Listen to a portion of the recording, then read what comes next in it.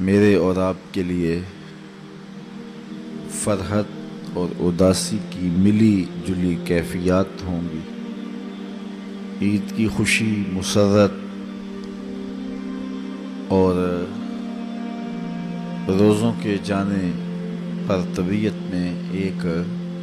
اداسی کی سی کیفیت۔ ایک طرف یہ مسرت کہ شکر ہے اللہ نے روزے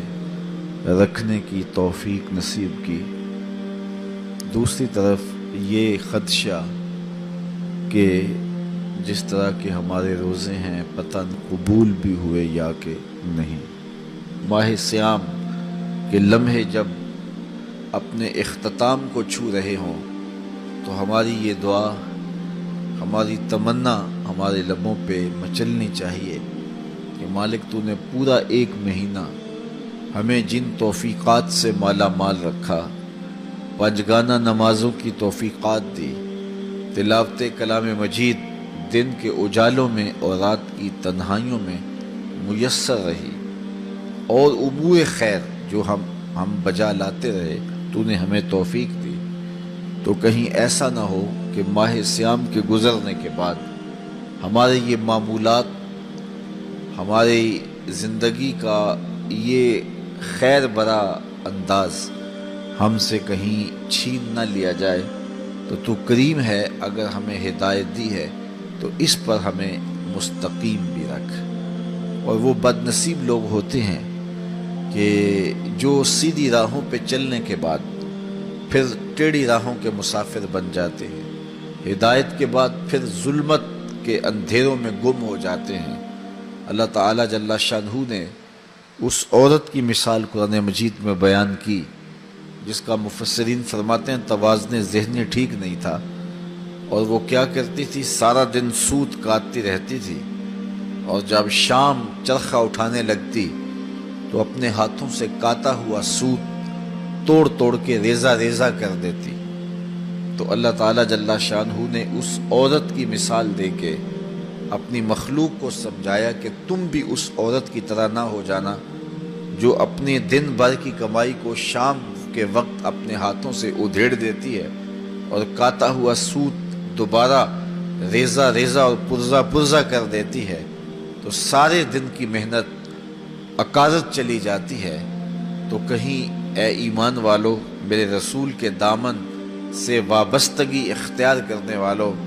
کہیں تم بھی اپنا طرز زندگی یوں نہ بنا لینا کہ سارا دن سوت کاٹو اور شام کو اپنے ہاتھوں سے ریزہ ریزہ کر دو۔ ہمیں ماہ صیام میں اللہ تعالیٰ نے ایک موقع دیا باطن کے تزکیے کا، اور بہرحال بہت ساری کوتاہیوں کے باوجود ہمیں بہت کچھ ماہ صیام میں نصیب ہوتا ہے، تو اگر ہم اس کو بعد میں بھی برقرار رکھ سکیں تو پھر ہر سال کی لائی ہوئی تبدیلی چند سالوں کے بعد ہمیں ایک ایسا انسان بنا کے کھڑا کر دے گی جو رب کا مطلوب ہے اور جو دین کا تقاضا ہے۔ جو ہی ماہ صیام اپنے اختتام کی منزل کو پہنچتا ہے تو ایک دم جو ہے وہ بدی کا ماحول پھر پھیلنے لگ جاتا ہے۔ اس لیے جو ہے ہمیں اپنی کی ہوئی کمائی کو برباد نہیں کر دینا چاہیے، بلکہ اس محنت کی حفاظت کرنی چاہیے۔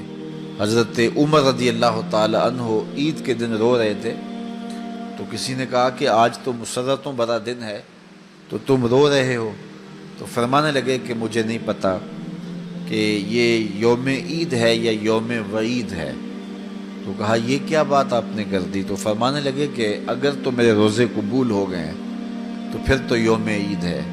اور اگر نہیں ہیں تو پھر عید کے دن منہ پہ مار دیے جاتے ہیں تو پھر یوم وعید ہوتا ہے، اور میں نہیں جانتا کہ میں مقبولین میں سے ہوں یا مطرودین میں سے ہوں، میں قبول کر دیا گیا ہوں یا رد کر دیا گیا ہوں۔ تو اس لیے یہ خدشہ بھی اپنی جگہ پہ، اور یہ توفیق نصیب ہوئی اس کی قبولیت کی امید بھی اپنی جگہ پہ، لیکن جو تیسری چیز ہے وہ بھی یہاں بیان فرمائی کہ بس جو توفیق تمہیں نصیب کر دی گئی،